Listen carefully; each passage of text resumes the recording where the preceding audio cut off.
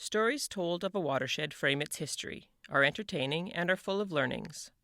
Those told in and about the Heart River provide a rich backdrop to the watershed as it is today. In early homesteading days, a lady brought butter to the local store and asked if the storekeeper would exchange her butter for someone else's. His interest aroused, the storekeeper asked her why she would want someone else's butter. "Well," she replied, "a mouse fell into the cream and now my family won't eat my butter. If you'll trade me for someone else's butter, my family will eat that, and whoever you sell my butter to will be none the wiser." The storekeeper took her butter, went into the basement cold room, exchanged wrappers, and then gave her butter back to her. She went away pleased with the transaction. Some month later, she inquired as to whether he had been able to sell her mouse-tainted butter. He explained his small deception. Incensed, she started to berate him. He stopped her with, "You said what people don't know won't hurt them, and you've proved your own point." Stories like this one provide insight into the wisdom of early settlers, of their innovation, and of their ability to react to situations with humor. As a metaphor for watershed management and conservation, the butter story may not be as helpful. Ignorance of watershed ecology and the impacts of our land use footprint can harm us. Sometimes, the harm can be in direct ways, like declining water quality. In more subtle forms, it can be the loss of abundant fish and wildlife populations, which fed many hungry people through the early years of settlement. This presentation draws on local history, biology, geography, and landscape imagery to paint a picture of the watershed from yesterday to today. Through this, residents of the watershed might become better informed, with insights into how changes today can restore part of watershed function and set a sustainable course for the future. The future can include agriculture, better water quality, and native fish, if the right choices are made today. This is the life and times of the Heart River Watershed, a story of and about your watershed, whether you live, work, or play in it. The Heart River is one of 60 named tributaries to the Peace River in Alberta. It flows through the boreal dry mixed wood natural region to join the Peace River at the town of Peace River in the Peace Parkland natural region. Though mainly in northern Sunrise County, pieces of the watershed are found in Big Lakes County and MD of Smoky River. The watershed is 1,950 kilometers square in size, just slightly bigger than the Hawaiian island of Maui. The Heart River is formed from several named tributaries, Myrtle Creek, Bearhead and Benjamin Creeks, and the North Heart River. There are also dozens of unnamed tributaries that probably have local names. The voyageurs of the Northwest Company named the river entering the Peace River, downstream of Fort Fork, Heart Brook, or in the vernacular of these boatmen from Quebec, Rivière Le Coeur. Alexander Mackenzie, on his remarkable cross-continent voyage from the Gulf of St. Lawrence to the Pacific Ocean, overwintered at Fort Fork near the confluence of the Peace and Smoky Rivers in 1792-93. His journals provide a rare glimpse of the landscape over 2 centuries ago. Among many observations are these: the river displayed a succession of the most beautiful scenery I had ever beheld. He would have been traveling in the autumn at the turning of the leaves. Even today, the spectacle is awe-inspiring. Mackenzie noted vast herds of elk and buffalo, and water issues from most of the banks. This last observation provides insight into the hydrological regime of the pre-settlement period. Overwintering at Fort Fork had its challenges, as later homesteaders would also discover about the notorious cold of the Peace region. Mackenzie wrote, "The weather now became very cold, and it froze so hard in the night that my watch stopped, a circumstance that had never happened to this watch since my residence in the country." An early settler wrote of cold so intense it would shatter a glass eye. What drew these first Europeans to the Peace Country was the trade in furs. Another Northwest Company notable, David Thompson, the map maker, would talk of this country in his time from 1802 to 1804. The whole of the forest had very many beaver. It had few lakes, But what was better for the beaver was many small brooks and streams which they dammed up. Thompson certainly would have been speaking of the Heart River watershed in this statement. Harmon, a Northwest Company trader and partner, lent his name for years to the river. The official name change back to Heart River occurred in 1952. The Harmon Valley on the North Heart River still bears his name, though. Sir George Simpson, the head of the Hudson's Bay Company in Rupert's Land, later Canada, was, by all accounts, a cagey, stingy Scot driven by the financial bottom line. Even he was prone to speak lyrically of this landscape. The trade in furs drove the economy of the region for over a century, with Simpson's Hudson's Bay Company being the epicenter of commerce. Agriculture gained a minor toehold in the late 1700s, with potatoes as the main crop. Trapping persisted well into the 20th century, especially as a supplement to other income, and the abundance of fine fur and beaver pelts speaks to the habitat described by David Thompson. The Heart River watershed is the ancestral homeland of the beaver and the Cree. Both tribes traversed, hunted, fished, trapped, and fought within the watershed. The native trail between Peace River and Lesser Slave Lake was used for at least 10,000 years prior to European settlement. The landscape of the Heart River, traveled by native peoples before European settlement, would have been described as groves of heavy poplar and groves of light poplar with lots of slough land and a few patches of prairie. Surveying preceded settlement, but the watershed did not make it easy to travel, map, and lay out the grids for eventual land ownership. Settlement of then isolated places like the Heart River watershed was sparked by homestead offers, first of the Dominion government and then the new provincial government after 1905. Some of the homestead lands were by scripts given to native peoples to free up land for settlement. Both the Hudson's Bay Company and the Canadian National Railway, both large landowners, wanted to capitalize on their land holdings by offering them for sale. The going rate then was $4 to $8 an acre. But before you could settle, you had to get to the watershed. Either you took the water route, using the Peace River, or you went overland through Muskegon Slough, a route that seemed more like a portage than a solid trail. The Groud Trail, cut initially by the Hudson's Bay Company in 1879 and traversing the Heart River watershed, was not the worst road on the North American continent, but was high on the list. It was called a 98-mile mudhole, and the joke was, pick your rut with care, you'll be in it a long time. In 1890, the railroad reached Edmonton. By 1916, steel rails connected Edmonton with Peace River. This iron road eased some of the transportation issues for the region, especially getting agricultural products to a larger market. But things were never easy. The logistical challenges of crossing a watershed with abundant water, whether by foot, horse, wagon, car, or train, diminished only slightly. But the rail line did open up the area to settlement, even though a recession in the 1920s and the depression of the 1930s made life challenging for new settlers. One of the challenges to farming was the thick forest cover.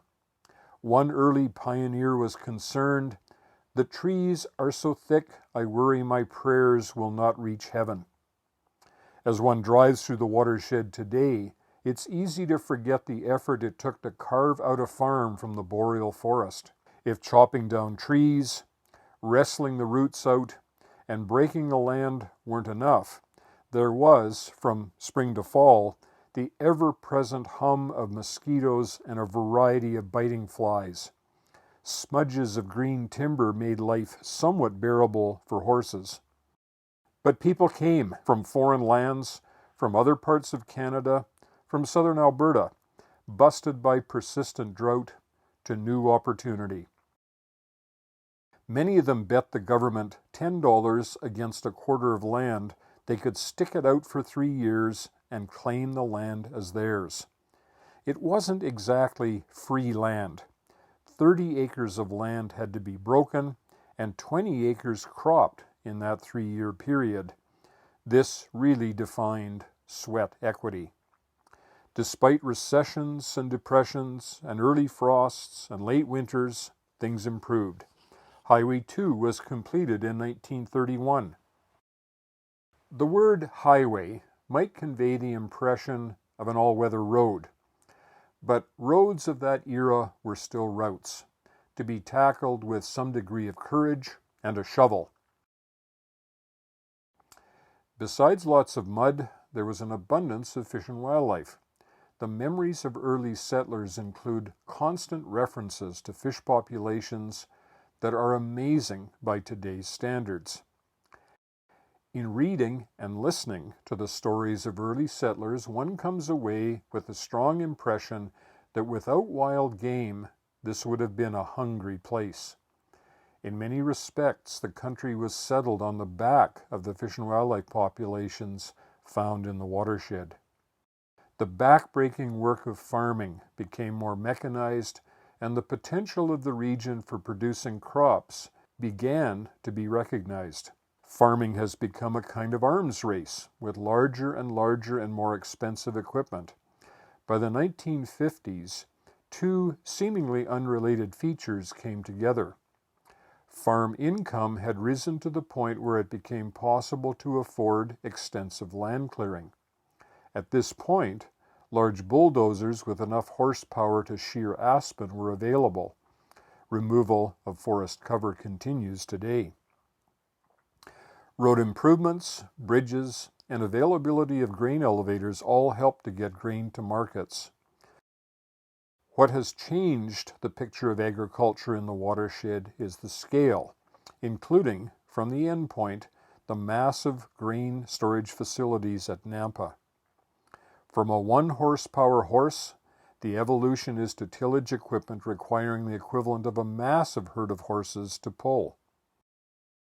Ultimately, with mechanization, agriculture in the watershed has moved from fields of an acre or so to dozens of acres to hundreds of acres. The challenge for agriculture is the watershed can be a wet place, and it seems the water is in all of the wrong places. This leads to complications, difficulty of seeding and harvest, and sometimes damage to expensive farming equipment when trying to extract it from the mud. Large-scale drainage programs beginning in the 1970s have created new drainage pathways in the watershed, moving water more quickly through and off the landscape. It is likely that someone transported forward in time from the turning of the 20th century to today would not recognize the watershed.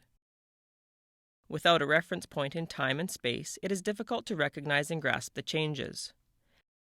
Passing through the watershed today, from ground level, it might still appear to be that heavily forested landscape of 100 years ago. But a time-step series using aerial photographs tells us a different story. Even in 1950, after almost 50 years of change, the watershed near Nampa is still quite heavily forested, especially along the Heart River and Myrtle Creek. By 1979, many of the larger bush quarters have been cleared. By 1985, the forest is a series of small remnants, and the riparian forest along the Heart River and Myrtle Creek has been reduced to a thin ribbon.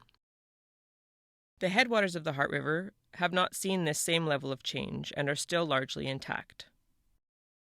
Today's headwaters probably still resemble what the entire watershed looked like a century ago, with muskegs, lakes, beaver dams, wetlands, and dozens of drainages. It resembles a large wooded sponge. It is from that contact with tannic organic materials that gives the Heart River its characteristic brown color. The headwaters hasn't been immune from land use, though. Logging has a long history with small-scale operations initially, to industrial-scale logging of today. Oil exploration and development started early in the Peace region, about 1916. In the 1950s, heavy oil was discovered in the Harmon Valley, and development of that field continues today. The footprint of the oil and gas industry includes seismic lines, roads, pipelines, well sites, and batteries. Downstream of the headwaters is where the changes of the last century become evident with clearing and cultivation. New drainage channels provide water more advice. Most of the wetlands have disappeared, leaving just ghost-like indications of their former presence. The drainages of the Heart River and its tributaries stand out as thin buffers of native vegetation.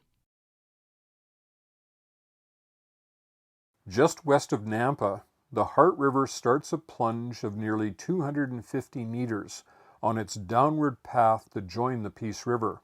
It flows through a steep valley almost entirely part of Green Valley Provincial Park. This was set aside initially as a game preserve in 1938 and honors Dr. W. E. Green, a Peace River dentist and conservationist. Once the Heart River reaches its confluence with the Peace River, it seems to shrink in comparison to the much larger river, and its contribution to the flow of the Peace becomes almost trivial. But all rivers are the sum of their tributaries, whether it is the mighty Peace or the Heart. What does this trip through the Heart River watershed suggest? The once muddy trails, the mosquitoes, the muskegs and wetlands tell us the watershed was much wetter. Early settlers commented that in the early days the small creeks ran all summer. Improvements to the drainage networks and wetland loss has brought change to how water is delivered from the landscape, especially the speed of delivery.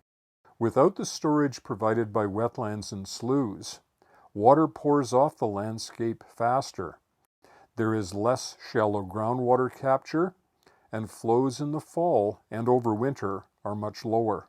Flooding may become more prevalent in the spring, followed by very low flows or no flow later in the year. Floods have been part of the Heart River for millennium, including the one in 1923.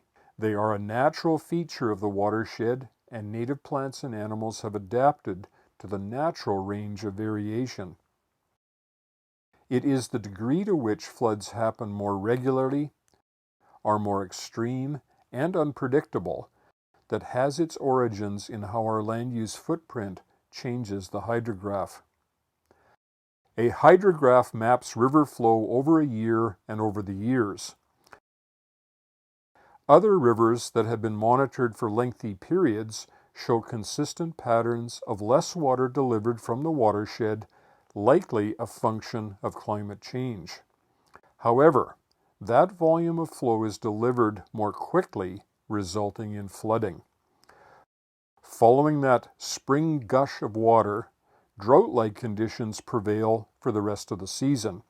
Flows in the Heart River haven't been monitored over a long time span, but the hydrograph begins to show the same characteristic pattern of a watershed with a large land use footprint. High spring peak flows, followed by less water the rest of the year, and a high degree of variability amongst years.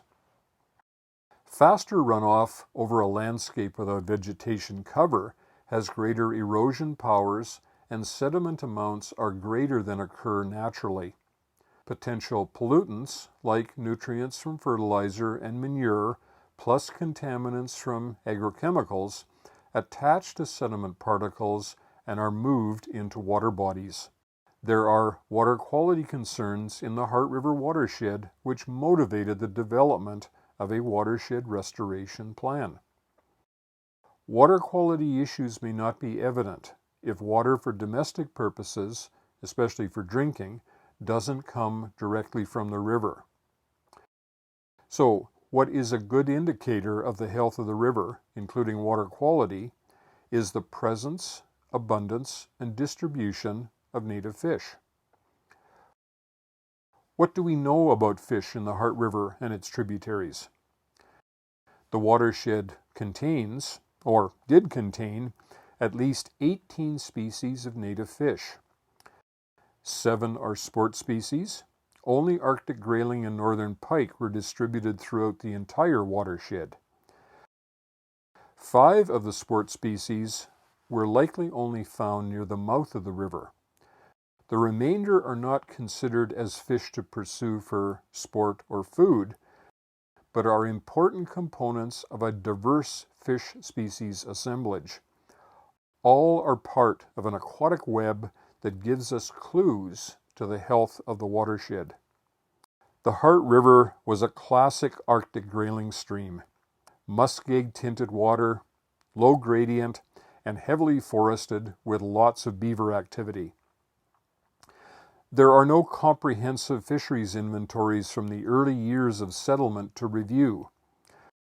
What we have are the stories of people who fished for and caught grayling and other species. Anglers have long been suspect in the truth department, but in this case it is possible anglers weren't the biggest liars. From a 1916 Department of the Interior report on the resources of the Peace region, is this indication of the average weight of grayling being 6 pounds. To put this in perspective, the North American angling record for grayling is a little under 6 pounds. Maybe the hyperbole on the part of the federal government was related to an overactive sales campaign to encourage settlement, or maybe there really were fish this big. Memories of grayling abundance in the early years are consistent. It seemed Arctic grayling were the mainstay in many diets, along with moose meat. If there were that many grayling then, what happened to them? Overharvest might have been a contributing factor, but the reasons behind the decline are found in how our land uses changed the watershed and the additive, cumulative effect of these changes on habitat conditions. Based on the stories, Arctic grayling were abundant until the early 1940s, common until the mid-1960s, and scarce afterwards. Along that continuum are several milestones, starting with the construction of the railroad, which increased settlement. Improved roads also enhanced settlement, and the increased population had a greater impact on the landscape, especially land clearing and drainage.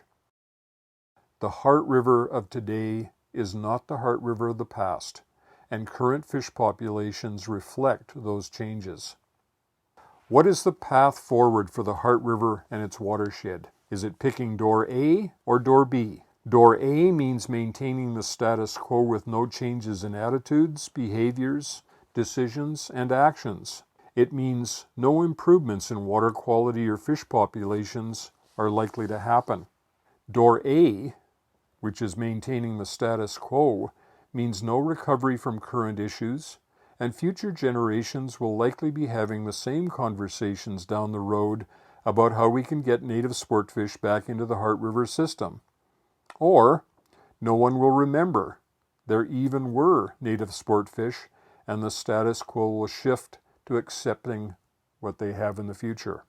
Door B isn't about resetting the watershed clock back to the 1900s, but about setting a threshold for acceptable change in the watershed and beginning some aspects of restoration. We can see an example of this in the Todd Creek watershed of southwestern Alberta. The Elkhorn Ranch and the Ferris family 25 years ago recognized issues with their grazing management because riparian areas were starting to degrade with loss of willows, bank slumping, muddy water or no water, and native trout no longer frequented the creek. Together with their neighbors, they made changes to the way their livestock used the riparian area, and the result was more willows along the bank and floodplain and more water in the creek. Also, the native trout returned to the creek, and their newest generation is enjoying catching one from time to time, much to their surprise and that of the fish. Door B won't be easy. It will start with a greater understanding of the watershed by its residents, including some inconvenient truths about past land use. It will require thinking about what is in the realm of the possible, instead of denying anything needs to be done. None of the changes will happen overnight, but the time to start is now. Because we have imperfect memories, we forget what the landscape was once like, how many fish there were, how clean the water was, indeed where there was water. We think it has always been like it is today and will remain so for the future. If we don't track the changes, acknowledge that changes have happened, have reference points to measure the movement from yesterday to today, the pie gets smaller and smaller until it eventually disappears. Important elements of the watershed pie, like fish and water quality, have been nibbled away at until now. Some things to consider. This is not an exhaustive list, but a high-altitude view of some of the things for residents to think about.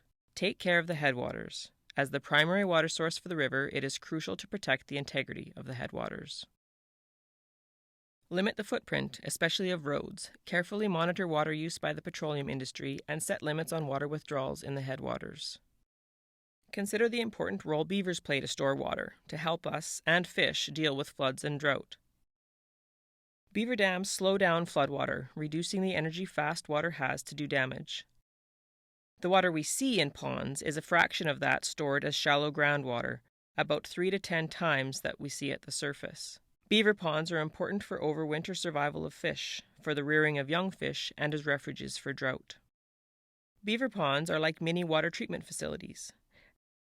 Downstream of beaver ponds, there is less sediment, nutrients, and fecal coliforms.